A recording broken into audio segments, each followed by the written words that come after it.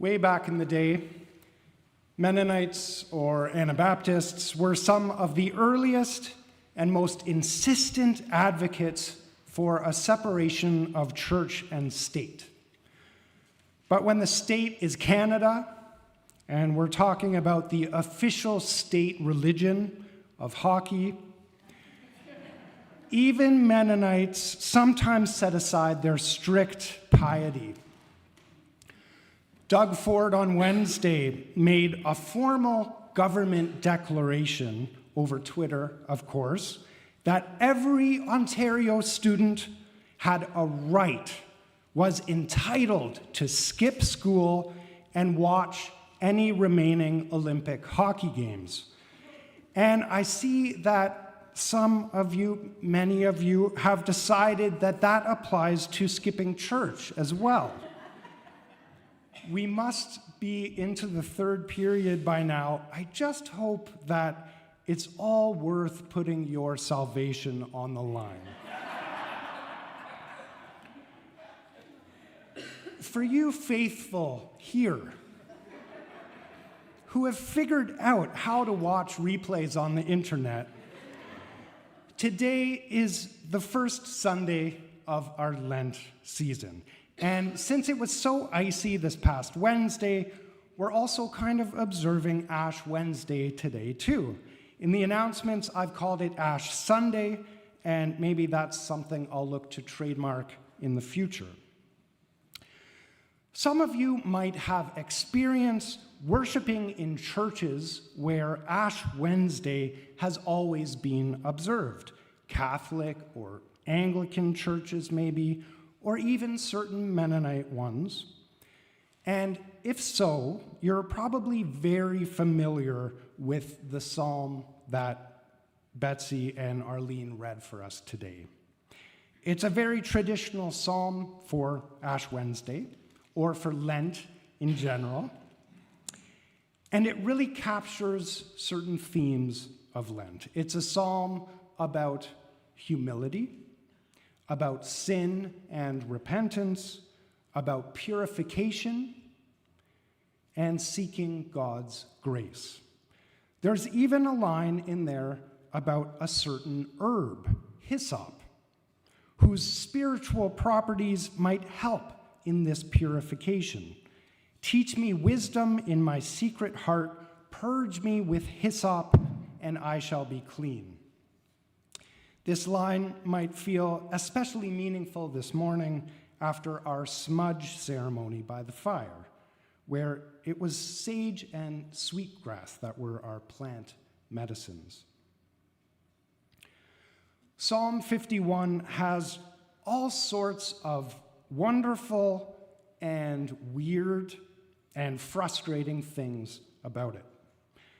But what I'd like to focus on today isn't the psalm itself, but rather a piece of music that is based on it.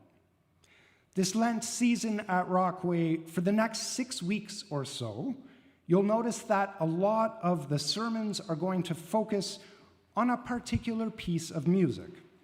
Maybe not every single sermon as a rule, but it's going to be a kind of leitmotif running through this 40-day preparation for Easter. And the piece I'll start with this morning is Allegri's Miserere. I'm almost hesitant to talk about this piece because it played a very important and magical and mysterious role in my childhood. And I know I'm not going to do that justice, but I'll just push ahead regardless. Those of you coming from some of those higher liturgical churches I mentioned before might know what Tenebrae is.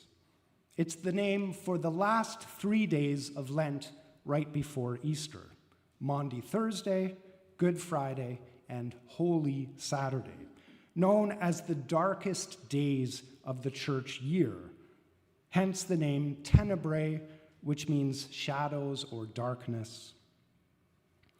For some reason, for as long as I can remember, we celebrated Tenebrae at our house.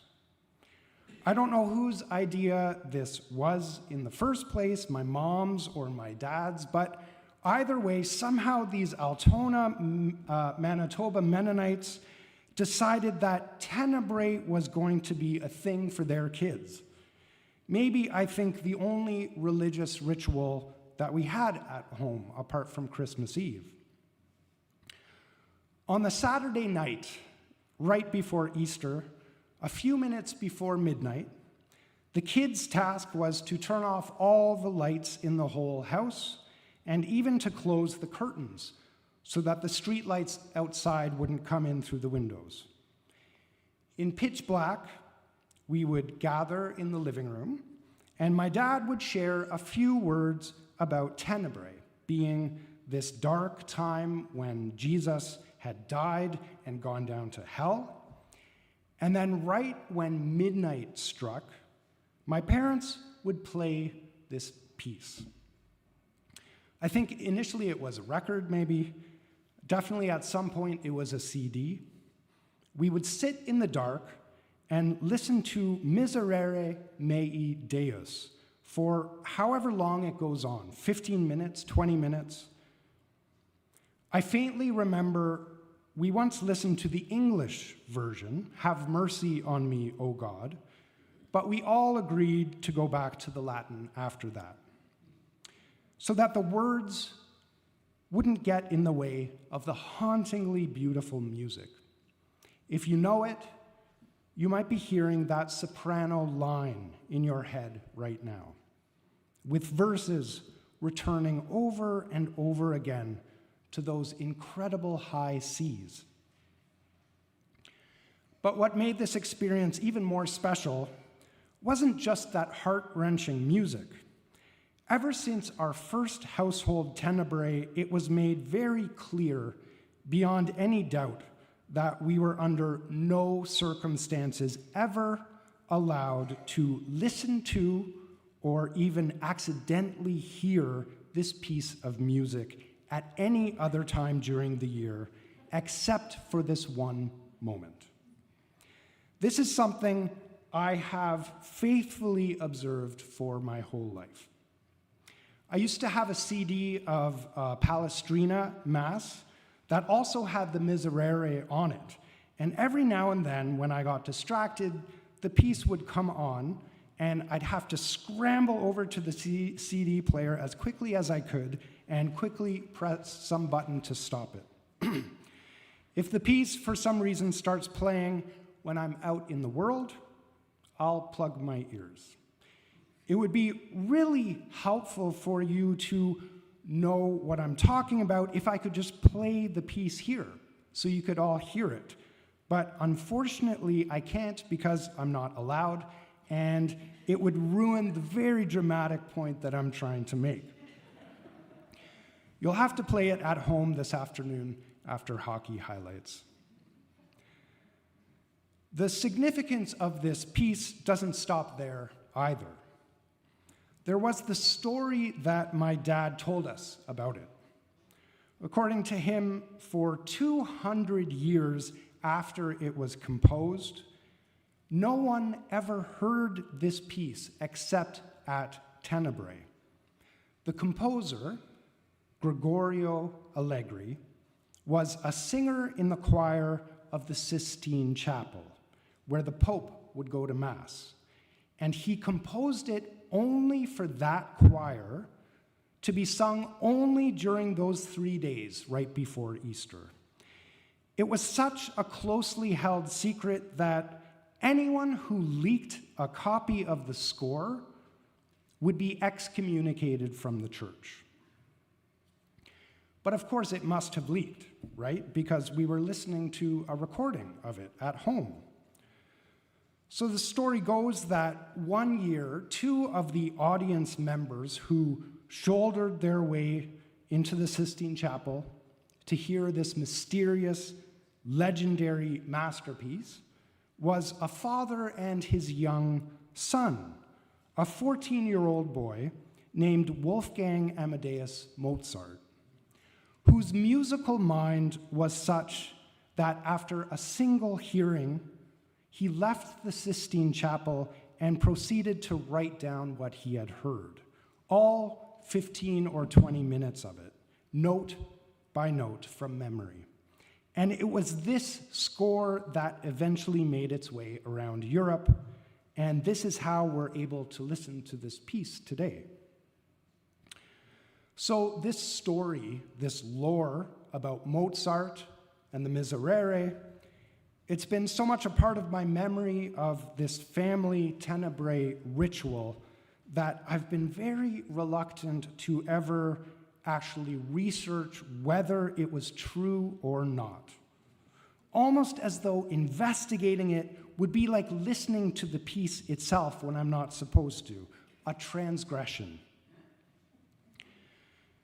But in 2020, a musicologist named Graham O'Reilly, also a tenor and a conductor and founder of the ensemble William Byrd in Paris, he published a book in which he examines in amazing detail all the bits and pieces of historical evidence we have about this piece. And this sermon today finally gave me the impetus to look into it a little bit. I'll skip right to the letter that Leopold, Mozart's father, wrote to his wife in 1770, translated into English. "You have often heard of the famous Miserere in Rome, which is so greatly prized that the performers in the chapel are forbidden on pain of excommunication to take away a single part of it, to copy it, or to give it to anyone. But we have it already. Wolfgang has written it down, and we would have sent it to Salzburg in this letter if it were not necessary for us to be there to perform it. But the manner of performance contributes more to its effect than the composition itself. So we shall bring it home with us. Moreover, as it is one of the secrets of Rome, we do not wish to let it fall into other hands, lest we incur the censure of the church." In other words, my dad's story was actually true. If we're being precise, the Miserere that has been passed on to us today isn't actually based on Mozart's copy, but on a slightly later one that a man named Burney published from manuscripts that were passed to him directly by choir members after it was out already. Mozart's has been lost, which is a real shame because it wasn't a copy of the score like Burney's would be, but of the performance of the piece, how the score was interpreted by the singers. And at the time, they were using all sorts of techniques that just weren't written down. A lot of O'Reilly's book is about what these techniques would have been at the time. The letter from Leopold, Mozart's dad, says that even what Mozart had written down wouldn't be adequate just on its own, which is why they had to bring it home with them to try to have him perform it. I don't know if he was going to sing it or try to play it on the clavichord. He says, "The manner of performance contributes more to its effect than the composition itself." In his intro to this book, O'Reilly goes even further. He says, "The history of the Miserere shows it to have been one of those rare works which only really existed within a performance context." We mentioned the Sistine Chapel with Michelangelo's frescoes all over the ceiling, including the Last Judgment. So there was the physical space, and then what led up to the performance. Just like we will be doing throughout Lent, in this chapel during Tenebrae, they would extinguish candles, 15 of them, hiding the last one behind the altar. And then when everything was dark, the choir would start in. O'Reilly shares all sorts of accounts of this experience from people who were there. One goes like this. But 1,000 times over, I would go to listen to the Miserere in the Sistine Chapel, that spot made sacred by the most sublime works of Michelangelo. The music of the Miserere is solemn, pathetic, religious, pathetic like pathos. The soul is rapt, carried away into another state of being.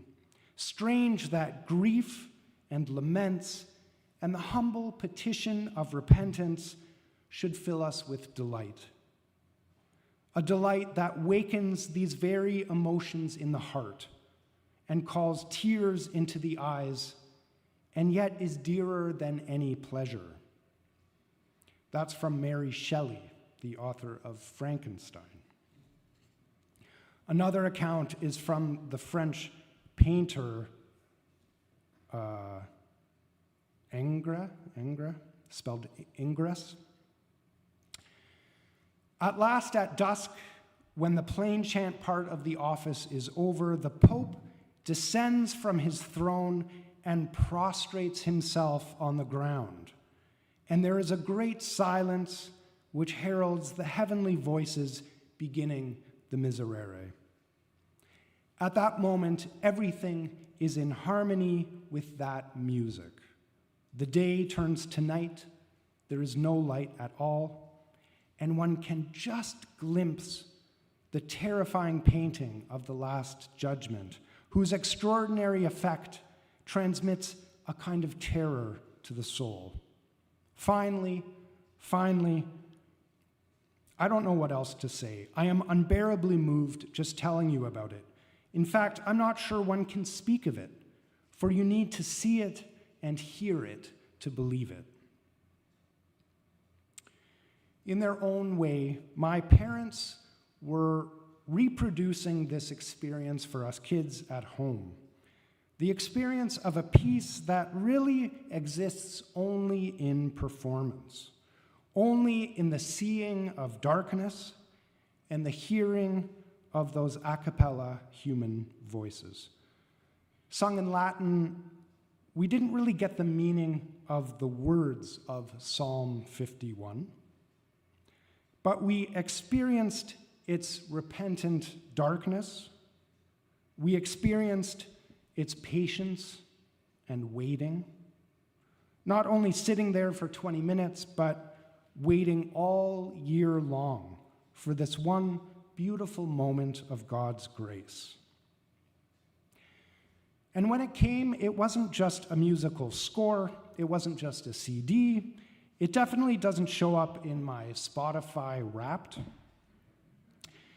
It's not something I can do justice to in words. It was an experience of something sacred, seen and heard, in the senses and in the heart. It was an incarnation in that darkness. And I look forward to hearing it again.